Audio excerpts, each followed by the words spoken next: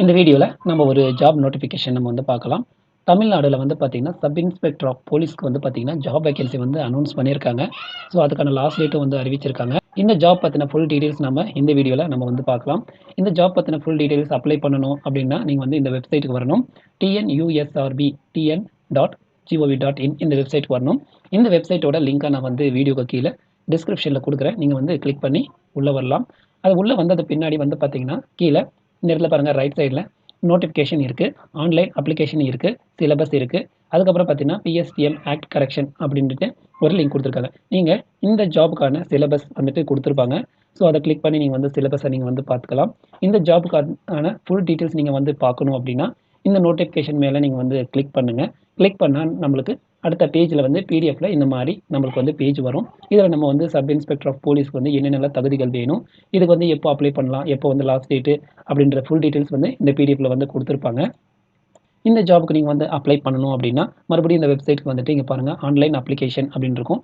இத வந்து கிளிக் குடுத்தீங்கன்னா, உங்களுக்கு வந்து இன்னொரு பேஜ்ல வந்துட்டு இங்க அப்ளை நவ் அப்படின்ற ஆப்ஷன் காமிக்கும். ஸோ, எப்போ வந்து ஸ்டார்ட்டிங் டேட்டும், எப்போ வந்து எண்டிங் டேட் அப்படின்றதையும் குடுத்துருக்காங்க. இதுக்கான இந்த அப்ளிகேஷனுக்கான பேமெண்ட் டேட்டும் வந்து குடுத்துருக்காங்க. ஸோ, லாஸ்ட் டேட் வந்துட்டு மே மாசம் 3ஆம் தேதி வந்துட்டு லாஸ்ட் டேட்டா வந்து குடுத்துருக்காங்க. இதுக்கு அப்ளை பண்றவங்க வந்துட்டு இங்க அப்ளை நவ் அப்படின்ற ஆப்ஷன் இருக்கும். இத வந்து கிளிக் குடுங்க. கிளிக் குடுத்துட்ட பின்னாடி இங்க வந்து உங்களுடைய இமெயில் அட்ரஸும், உங்களுடைய மொபைல் நம்பரும் வந்து கேட்கும். இது வந்து உங்களுடைய இமெயில் அட்ரஸும், இங்க மொபைல் நம்பர் குடுத்து நீங்க சப்மிட் குடுத்து நெக்ஸ்ட் ப்ரொசீஜர் நீங்க வந்து ஃபாலோ பண்ணணும். இப்போ இந்த ஜாப்க்கு பத்தின ஃபுல் டீட்டெயில்ஸ் நம்ம வந்து பார்க்கலாம்.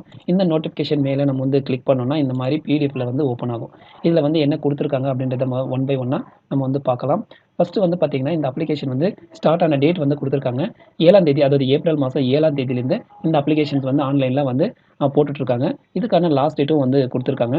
மே மாசம் 3ஆம் தேதி வரைக்கும் வந்து டைம் குடுத்துருக்காங்க. அப்ளை பண்றவங்க இந்த மே மாசம் 3ஆம் தேதிக்குள்ள வந்து அப்ளை பண்ணிடுங்க. அதுக்கப்புறம் அப்ளை பண்ண முடியாது அப்படின்றதுக்கு சொல்லியிருக்காங்க.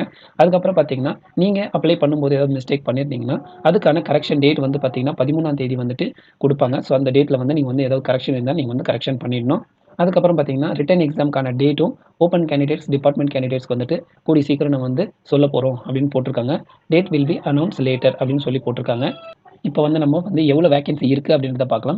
மொத்த வேக்கன்சி வந்து பார்த்தீங்கன்னா, 1299 பிளஸ் 53 வேக்கன்சி இருக்கு. இதுல வந்து பார்த்தீங்கன்னா, sub inspector of police taluk ஏரியால வந்து பார்த்தீங்கன்னா, மொத்தம் 933 வேக்கன்சி இருக்கு. இதுல ஆண்களுக்கு வந்து பார்த்தீங்கன்னா, 654 வேக்கன்சியும், பெண்களுக்கு வந்து 279 வேக்கன்சி வந்து இருக்கு. இதுவே வந்து பார்த்தீங்கன்னா, சப் இன்ஸ்பெக்டர் ஆஃப் போலீஸ்க்கு வந்துட்டு ஆர்ம்டு ரிசர்வ்ல வந்து பார்த்தீங்கன்னா, அவங்களுக்கு வந்துட்டு ஆண்களுக்கு வந்து 255 வேக்கன்சியும், பெண்களுக்கு வந்து 111 வேக்கன்சி இருக்கு. மொத்தம் வந்து பார்த்தீங்கன்னா, 1299 வேக்கன்சி இருக்கு. இதுல வந்து பார்த்தீங்கன்னா, ஷார்ட் ஃபால் வேக்கன்சி அப்படின்னு சொல்லி குடுத்துருக்காங்க.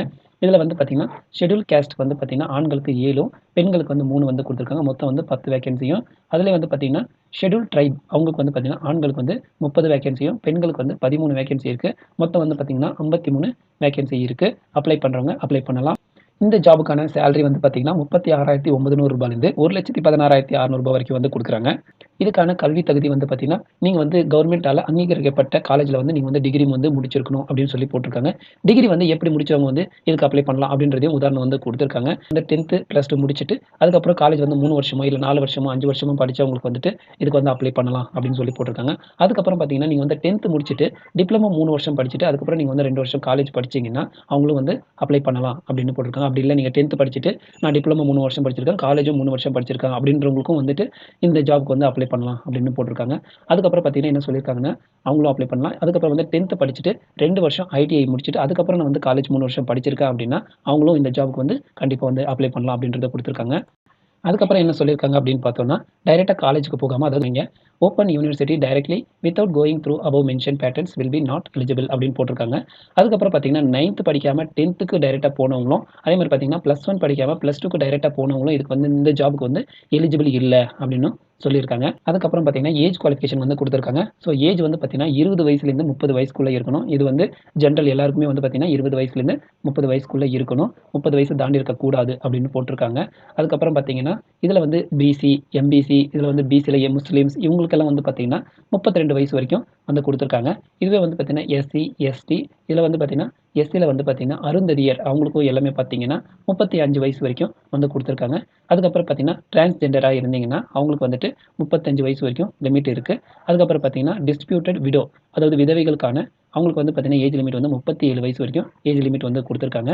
அதுக்கப்புறம் பார்த்தீங்கன்னா எக்ஸ் சர்வீஸ்மேன், எக்ஸ் பர்சனல் இவங்களுக்கு எல்லாமே வந்து பார்த்தீங்கன்னா 47 வயசு வரைக்கும் வந்து கொடுத்துருக்காங்க. அதுக்கப்புறம் பார்த்தீங்கன்னா candidates applying for 20% of department quota அப்படின்னு சொல்லி கொடுத்துருக்காங்க. இவங்களுக்கு வந்து பார்த்தீங்கன்னா 47 வயசு வரைக்கும் ஏஜ் லிமிட் வந்து கொடுத்துருக்காங்க. அதுக்கப்புறம் வந்து பார்த்தீங்கன்னா ஃபிசிக்கல் டெஸ்ட் வந்து கொடுத்துருக்காங்க. ஸோ கம்யூனிட்டி வைஸாக வந்து கொடுத்துருக்காங்க. ஓசி, பிசி, அதுக்கப்புறம் பார்த்தீங்கன்னா பிசி முஸ்லீம்ஸ்க்கு, அதுக்கப்புறம் பார்த்தீங்கன்னா எம்பிசி, டிஎன்சி இவங்களுக்கெல்லாம் வந்து பார்த்தீங்கன்னா ஆண்களுக்கு வந்து 170 சென்டிமீட்டர் வந்து ஹைட் இருக்கணும். பெண்களுக்கு வந்து 159 சென்டிமீட்டர் வந்து ஹைட் இருக்கணும் அப்படின்னு சொல்லி போட்டிருக்காங்க. அதுக்கப்புறம் பார்த்தீங்கன்னா எஸ்சி, அதுக்கப்புறம் வந்து எஸ்சிஏ, அதுக்கப்புறம் பார்த்தீங்கன்னா எஸ்டி இவங்களுக்கு வந்து பார்த்தீங்கன்னா ஹைட் வந்து 167 சென்டிமீட்டர் இருந்தாலே போதும் ஆண்களுக்கு. பெண்களுக்கு வந்து பார்த்தீங்கன்னா 157 சென்டிமீட்டர் இருந்தால் போதும் அப்படின்னு சொல்லி போட்டிருக்காங்க. இதுவே வந்து பார்த்தீங்கன்னா செஸ்ட் வந்து மெஷர்மெண்ட் எவ்வளோ இருக்கணும் அப்படின்னு போட்டிருக்காங்க. நார்மலாக வந்து பார்த்தீங்கன்னா மினிமமாக வந்து 81 சென்டிமீட்டர் இருக்கணும் அப்படின்னு போட்டிருக்காங்க. X serviceman, serving in military personal இவங்களுக்கெல்லாம் வந்து பார்த்தீங்கன்னா இந்த மெஷர்மெண்ட் எதுவுமே தேவையில்லை அப்படின்றது அவங்க வந்து மென்ஷன் பண்ணியிருக்காங்க. அதுக்கப்புறம் பார்த்தீங்கன்னா ஹைட்டும் செஸ்ட்டும் வந்து இந்த ரவுண்ட் ஆஃப் பண்ணுவாங்க. ஸோ இவ்வளோ சென்டிமீட்டர் இருந்தால் இவ்வளோ சென்டிமீட்டர் தான் வந்து கால்குலேட் பண்ணுவோம் அப்படின்றத கொடுத்துருக்காங்க. இப்போ வந்து உதாரணத்துக்கு 169 சென்டிமீட்டர் புள்ளி 6 அப்படின்னு இருக்கு. இதை வந்து எப்படி ரவுண்ட் ஆஃப் பண்ணுவாங்க அப்படின்னு பார்த்தோன்னா 169.5 அப்படின்றத அவங்க வந்து ரவுண்ட் ஆஃப் பண்ணுவோம் அப்படின்னு போட்டிருக்காங்க. இதுவே வந்து பாருங்க 169.8 அப்படி இருந்துச்சுன்னா அது வந்து 170 சென்டிமீட்டரா நாங்கள் வந்து கன்வெர்ட் பண்ணிக்குவோம் அப்படின்றத டேபிளை வந்து கொடுத்துருக்காங்க. ஸோ இதுவும் ஒரு வாட்டி வந்து நீங்கள் வந்து பார்த்துக்கோங்க. அடுத்தது வந்து பார்த்தீங்கன்னா எண்டரன்ஸ் டெஸ்ட் அப்படின்னு கொடுத்துருக்காங்க. அதாவது ரன்னிங் ரேஸ் வந்து பார்த்தீங்கன்னா 1500 மீட்டர் வந்துட்டு 7 நிமிஷத்தில் வந்து கடக்கணும் அப்படின்னு போட்டிருக்காங்க. இது வந்து ஆண்களுக்கு. இதுவே வந்து பெண்களுக்கு வந்து பார்த்தீங்கன்னா 2 நிமிஷம் 30 செகண்டில் 400 மீட்டர் வந்து நீங்கள் வந்து கடக்கணும் அப்படின்னு போட்டிருக்காங்க. இதுவே X serviceman, serving in military personal இவங்களுக்கு வந்து பார்த்தீங்கன்னா 1500 மீட்டர் வந்து 8 நிமிஷத்தில் கடந்தால் போதும் அப்படின்னு சொல்லி போட்டிருக்காங்க. அதுக்கப்புறம் பார்த்தீங்கன்னா ரோப்பிங், ஜம்பிங் இந்த மாதிரி எல்லாம் எப்படி வந்து கால்குலேட் பண்ணுவோம், எவ்வளோ ஸ்டார் வந்து கொடுப்போம், எவ்வளோ செகண்ட்ஸில் வந்து ஏறுனா இறங்குனா வந்து கொடுப்போம் அப்படின்றது எல்லா டீட்டெயில்ஸும் வந்து கொடுத்துருக்காங்க. அது ஒரு வாட்டி வந்து நீங்கள் வந்து பார்த்துக்கோங்க இந்த பிடிஎஃப்ல.